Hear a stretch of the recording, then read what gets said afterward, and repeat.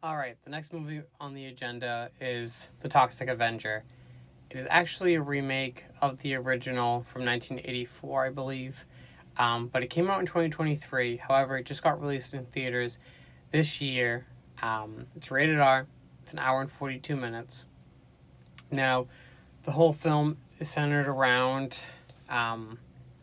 Winston, or Toxie, and he's trying to provide for his stepson Wade, and he's trying to make a living. However, at this point, he ends up developing cancer, and he doesn't know. He wants to get medical insurance for it because there's a drug trial, but his company doesn't want to pay for it. So, you know, he kind of, he goes up to the main guy and he asks for it, and, the boss is just like, no, you're not getting it. Sorry. And from then, he decides to try and find a way, which has to rob his work, and before you know it, he turns into Toxie, and then all the shit, like, it completely just goes off the rails. Now, the cast consists of Peter Dinklage as Winston / Toxie. We have Jacob Tremblay as Wade. We have Taylor Page, who plays like the bot of Toxie. We have Kevin Bacon as Bob Garbinger, and we have Elijah Wood as his brother Fritz Garbinger.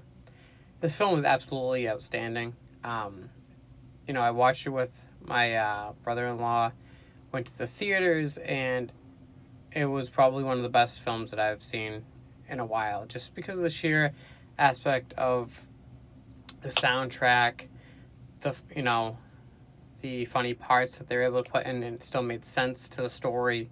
I mean, right off in the way that this whole film starts off, you have these two people trying to get dirt on the company, and before you know it, the main guy's killed, and they're trying to chase after the girl. Excuse me, and it's not even like the actual police. Excuse me. You find out later that Garbinger has this like metal band as his mercenaries. It's absolutely insane. It's kind of crazy when you think about it.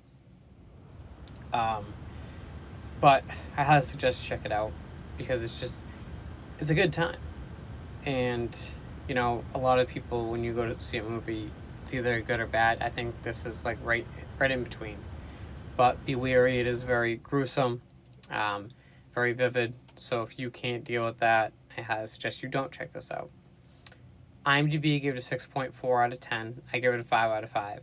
I absolutely love this film, and I wish that there was another way to, I wish I could watch it every single night. Sadly, the only place you can really watch this is, as I was gathering the information, it was in the theaters, but I'm sure you can get it on Vudu digitally. But give it a watch, let me know what you think.